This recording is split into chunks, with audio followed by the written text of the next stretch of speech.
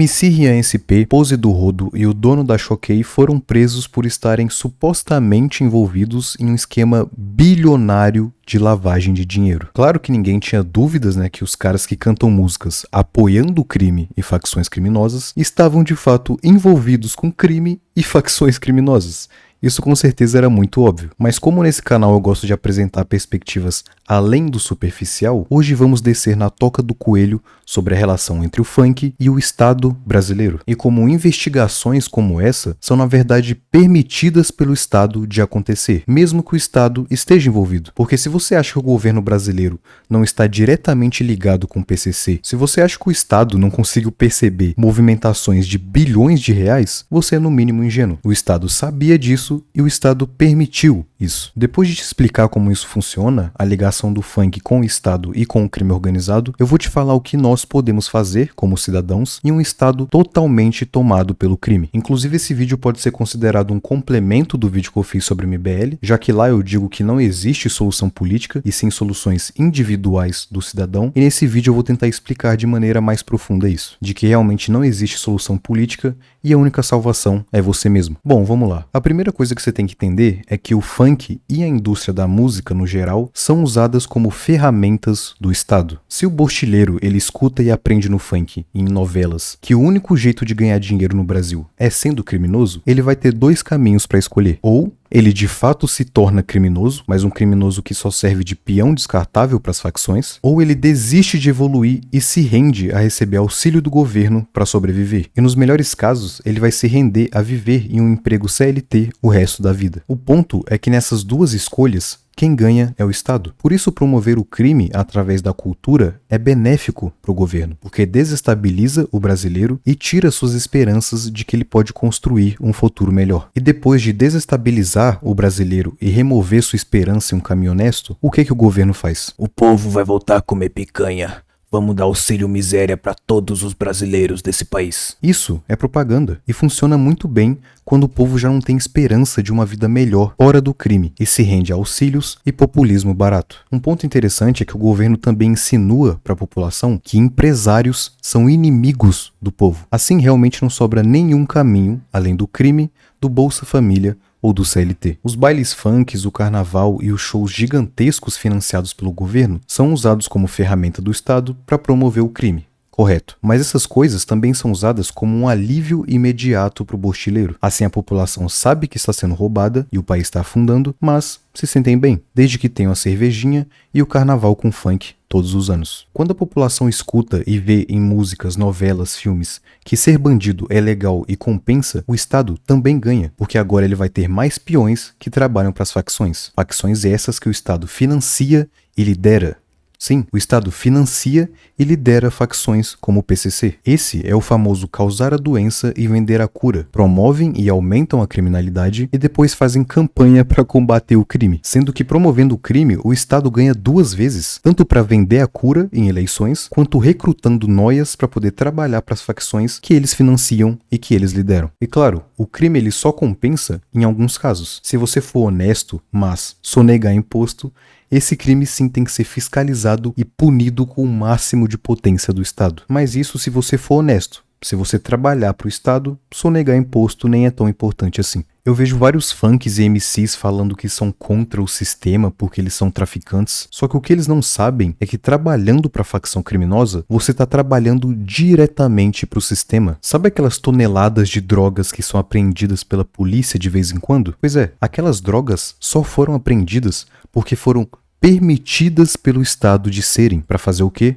Propaganda, para mostrar para o povo que ainda existe um pingo de justiça no país. Se o superior do Funça falar para ele não parar tal caminhão que tá lotado de droga, senão ele perde o emprego, você acha mesmo que o Funça vai querer perder o seu salário de 20 mil reais? Além de que, claro, o Funça vai receber uma notinha a mais para ser um funcionário obediente. Então, se o Estado quiser passar toneladas de drogas por meio da fronteira ou pelo Brasil em si, o Estado consegue e o Estado pode. E essas drogas que são apreendidas foi porque o Estado deixou ser apreendido para poder fazer uma propaganda de justiça no Jornal do Meio-Dia pro seu Joaquim ver e achar que tem algum tipo de justiça no Brasil. Então, não se iluda, meu querido ouvinte. Se alguém famoso está sendo preso, se toneladas de drogas estão sendo apreendidas, se políticos corruptos estão sendo escancarados pela mídia, ou esquemas bilionários estão aparecendo, como esse esquema bilionário que tem o MC Pose do Rodo, por trás disso existe um motivo. E o motivo é sempre aumentar o poder do Estado. Por quê? Porque se o Estado quiser que um esquema corrupto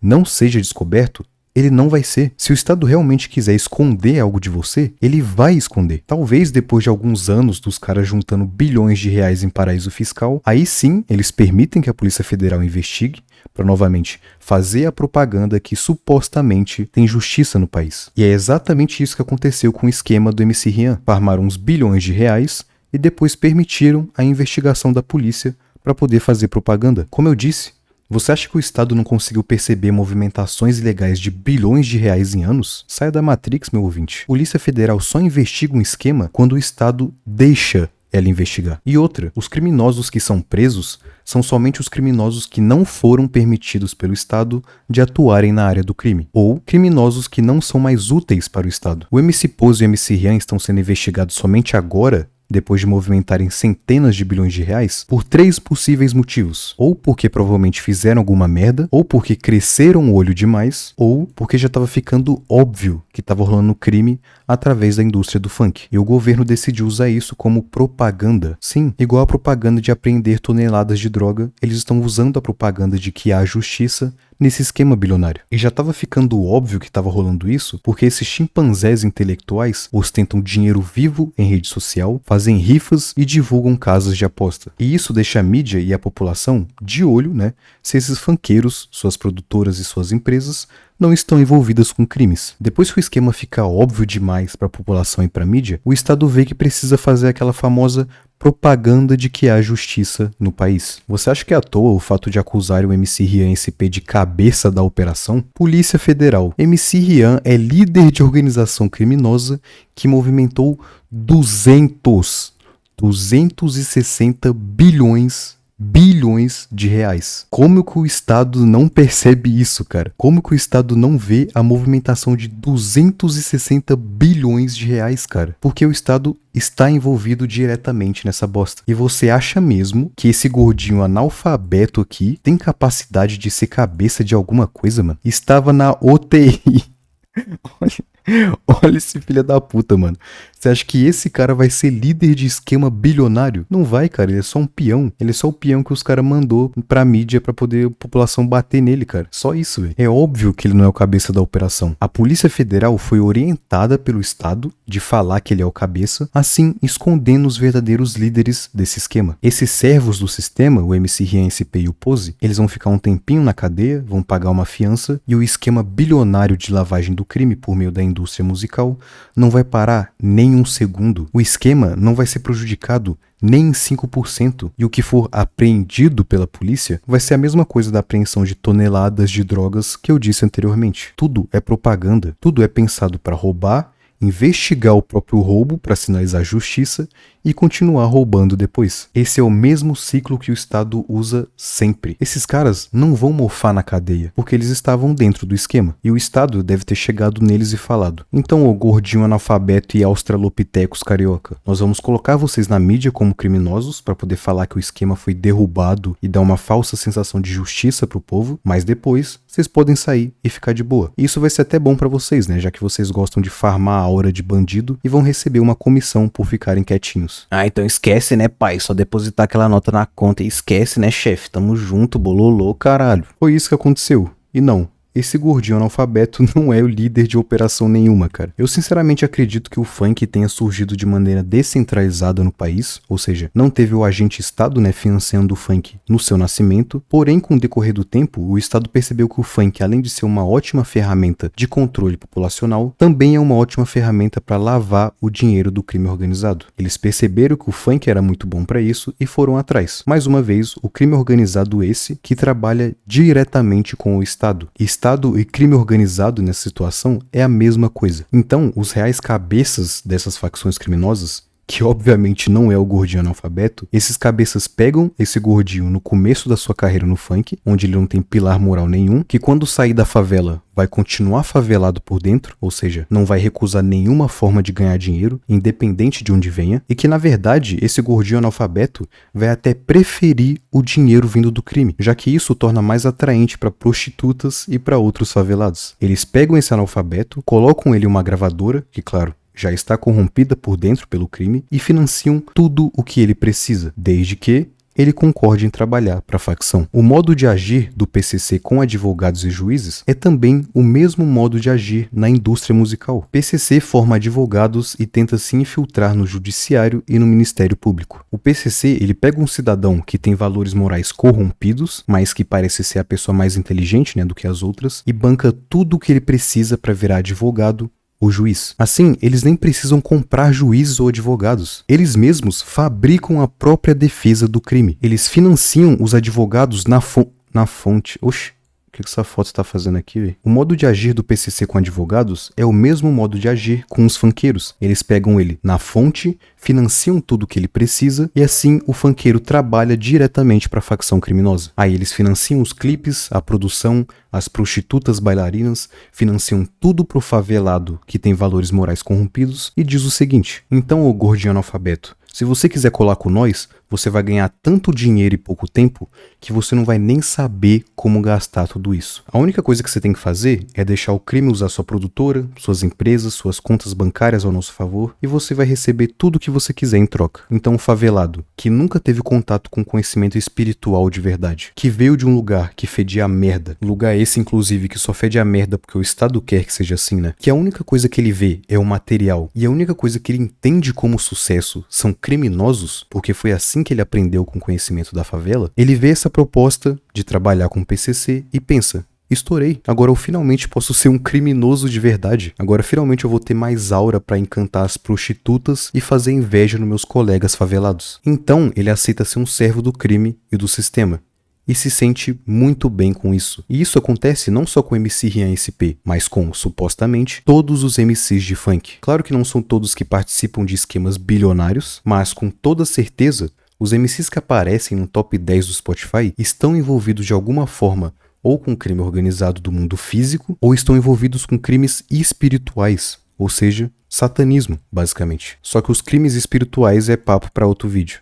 Oxe, o que a Anitta tá fazendo aqui? Se você despertou, você sabe que o Estado brasileiro é a maior facção criminosa de todas. Afinal, o crime organizado só existe no Brasil porque ele está dentro do Estado e o Estado permite isso, como eu falei anteriormente. Justamente por isso que eu reafirmo que não existe solução política no Brasil, cara. Se as instituições do Brasil estão cooptadas pelo crime, inclusive a própria Polícia Federal, que deveria investigar o Estado, mas que só investiga um crime do Estado quando o Estado permite, como você acha que alguém eleito democraticamente vai mudar tudo isso? A não ser que ele seja o Superman, ou seja, a prova de balas, ninguém vai conseguir mudar o Estado de dentro para fora. Não existe essa possibilidade. A única solução seria mudar o Estado de fora para dentro, porque quem realmente tem um poder de mudança é o povo, é eu. É você. Nós temos esse poder de mudança. Não é o político X ou Y. E como nós mudamos o comportamento do Estado dentro das nossas casas, sentados em um computador? Um dos comentários que eu recebi no vídeo do MBL foi esse, dizendo que enquanto eu fico no quarto escuro fazendo um videozinho na internet, o MBL está organizando uma manifestação contra o Banco Master e o escândalo do INSS, pedindo a prisão do Toffoli e do Xandão. Meu Deus, como eles fazem algo pelo nosso país. Ele diz aqui: já fizeram isso para derrubar a Dilma e conseguiram. Ok, derrubaram a Dilma. E aí, você tá comendo picanha no almoço? Você pode sair na rua sem medo de ser roubado? Os escândalos bilionários pararam de aparecer? E se eles conseguissem realmente pedir a prisão de todos os envolvidos do Banco Master, do INSS, do Xandão, do Toffoli? E aí? Consegue me dizer o que vai mudar exatamente quando essas pessoas forem presas? Mas ok, tudo bem. O que eu aqui do meu quarto posso fazer para mudar o nosso país? O que você, ouvinte, pode fazer da sua casa que causaria uma mudança drástica no Brasil? Eu te respondo: como nós mudamos o comportamento do Estado dentro das nossas casas, sentados em um computador? Nós mudamos a mentalidade das pessoas. Para mudar o Estado, primeiramente a gente muda a população. Um exemplo de como pessoas comuns podem mudar toda uma geração inclusive um país inteiro, foi com a filosofia Red Pill na internet. Os caras dentro dos seus quartos fazendo vídeos pra internet mudaram a mentalidade de milhares de homens pelo Brasil inteiro. Um homem só, falando que tatuagem de borboleta é de prostituta, conseguiu moldar o pensamento de toda uma geração de homens a reprovar tatuagens em corpos femininos. Um cara só fez isso, mano. Um cara só conseguiu moldar, inclusive, o pensamento das próprias mulheres em relação a tatuagens. Esse é o poder que nós temos na internet. Esse é o poder que nós temos quando abandonamos a política e focamos na mensagem de cidadão para cidadão. Os gados políticos ainda não conseguiram perceber o poder infinito que a internet tem de moldar pensamentos e comportamentos. A internet tem um poder infinito de moldar tudo o que conhecemos à nossa volta. Nós podemos fazer esse mesmo efeito de mudança de mentalidade da filosofia Red Pill na política e em qualquer outra camada da sociedade. Ok, mas como realmente podemos mudar a mentalidade das pessoas em relação à política e de forma individual mudar um país inteiro? Existem milhares de exemplos, mas os principais são comprando e usando Bitcoin e trabalhando fora da CLT o máximo possível. Esses dois são ótimos exemplos, porque com o Bitcoin e trabalhando fora da CLT, nós tiramos a renda do Estado. E não só paramos de financiar o PCC, mas também nos protegemos de roubos do PCC. Eu já fiz um vídeo no canal explicando de forma básica o que é o Bitcoin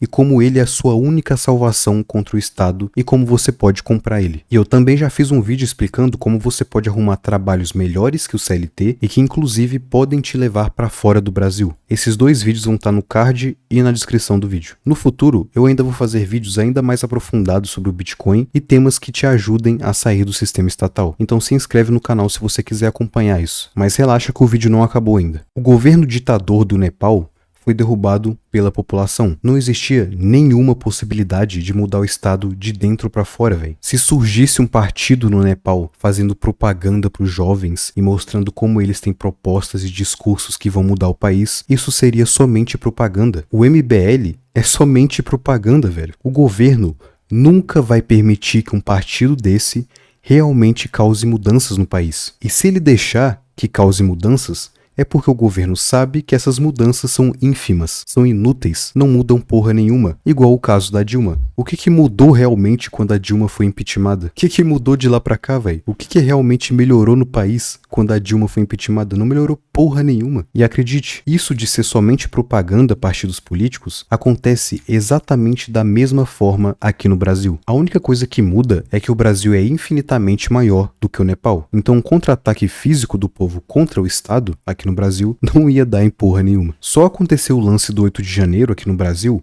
porque, novamente, o Estado permitiu, o Estado deixou aquilo acontecer para poder usar o 8 de janeiro como narrativa de proteção da democracia. O Estado brasileiro faz o que quiser e permite o que quiser. A solução não é por meios democráticos e muito menos por meio de manifestações pacíficas. A solução é você sair do sistema, velho. E você pode sim sair do sistema tanto de forma física, caindo fora do Brasil, ou sair do sistema aí mesmo, na sua casa, estudando, entendendo e comprando Bitcoin. O sistema é um parasita que depende do hospedeiro para sobreviver. Não tente convencer o parasita de te parasitar menos, velho. Tire o parasita de você e mate ele. É isso que você tem que fazer. É isso que os gados políticos têm que entender, mano. Escândalos bilionários nunca vão parar de aparecer no Brasil. Mude a sua mentalidade. Mude a mentalidade dos outros à sua volta. Em alguns anos, veja o Estado ficar verdadeiramente desesperado. Quando todo mundo souber o que é Bitcoin, quando todo mundo começar a usar o Bitcoin, o Estado não vai saber o que fazer, cara. Só que se aparece um partido que vai mudar o Estado sabe exatamente o que fazer, que é fingir, né, deixar ele ali fingir que tá fazendo alguma coisa, só que por trás ele não tá fazendo nada de útil. Agora com Bitcoin, não tem o que o Estado possa fazer a respeito disso. Esse outro comentário do meu vídeo diz que o pensamento individualista que eu prego a respeito de evoluir a si mesmo e abandonar a política no Brasil é o mesmo pensamento que os políticos corruptos têm. O ponto é que um pensamento individualista é muito diferente de um pensamento egoísta. Quando eu penso de forma individual, me salvando do Estado, mas ao mesmo tempo ensino outras pessoas a saírem do Estado junto comigo, isso não é um pensamento egoísta, velho. E esse pensamento tá muito longe de ser o mesmo pensamento de um político corrupto. O corrupto, ele quer todas as informações e benefícios monetários pra ele? Eu tô entregando o que eu sei e o que eu vou fazer pra poder me livrar do Brasil? De graça, velho. O meu pensamento individual